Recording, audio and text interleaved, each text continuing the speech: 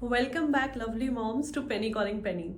Today, we are diving into something that often gets overlooked in the personal finance world: credit scores. But do not worry, I'm not here to bore you with financial jargons or make this sound like a complicated math lesson. It's one of those things that you can't really escape. But once you understand it, you'll feel way more in control of your financial life. In this episode, we are going to cover what a credit score is and how it's calculated, why your credit score is so important, and the impact it has on your daily life. Simple tips on how to improve or maintain a healthy score. Are you ready? Let's get started. Alright, first things first. What exactly is a credit score? In simple terms, it's a 3-digit number that tells lenders how risky you are when it comes to borrowing money. As simple as that. A good score means you're likely to repay loans on time. A poor score, on the other hand, might mean higher interest rates or even being denied loans. But do not stress, it's not set in stone. Here's how it is generally broken down: 300 to 579.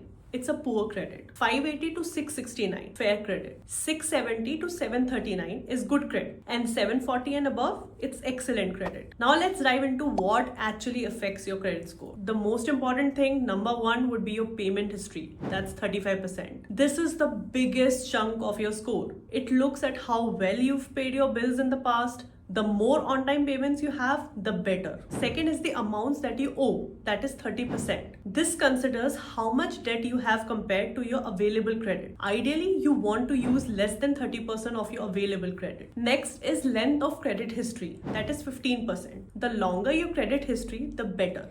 It shows you've been able to manage debt over time. Then there is new credit, which is 10%. Every time you apply for a new credit card or a loan, a hard inquiry is made. Too many inquiries can hurt your score. Then there is credit mix, which is again 10%. A mix of credit cards, mortgages, car loans, etc. shows you can handle different types of credit. You might be wondering, why should I care about my credit score? Well, a good credit score can save you a ton of money and open up a world of opportunities. Here's why. You would get better loan terms. If you're looking to buy a home, a good credit score can help you get a better interest rate, which means you'll pay less over time. Lower insurance rate. Did you know your credit score can even affect your car insurance rates? Insurance companies may charge you more if your credit score is low. Easier approvals for renting. Many landlords check your credit score before deciding if they'll rent to you. A strong credit score might give you the edge in a competitive rental market. And my favorite, peace of mind.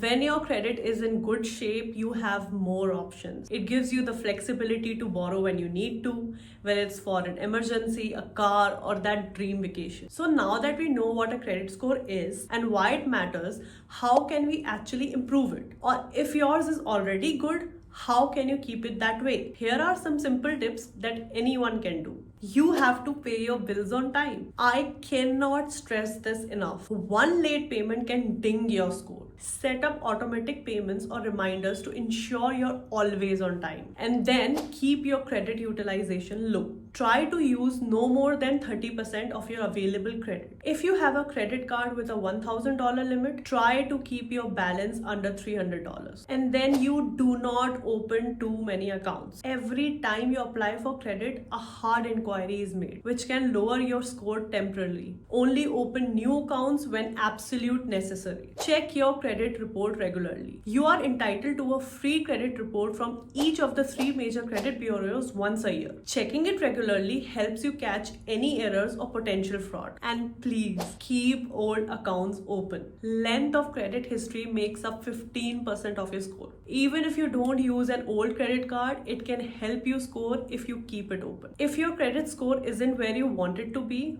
do not get discouraged. Improving your credit score takes time, but it's possible. Here are some additional steps you can take. Pay down debt. Focus on paying off high interest debt first. Reducing your overall debt will improve your credit score. Settle any past due account. Now, if you have past due accounts, try to settle them. Sometimes you can negotiate with creditors for a lower payment to bring your account up to date. That's very important. Work with a credit counselor. If you're feeling overwhelmed, a credit counselor can help you come up with a plan to improve your credit. They can provide guidance on budgeting and negotiating with creditors. So there you have it, your credit score in a nutshell. Remember, it's not about about being perfect, but about making progress. Small steps like paying bills on time and keeping your credit usage low can make a big difference in your score over time. And as always, if you have any questions or want to dive deeper into any of these topics, don't hesitate to reach out. Next time on Penny Calling Penny, we'll be talking about how to save money without cutting out the things you love.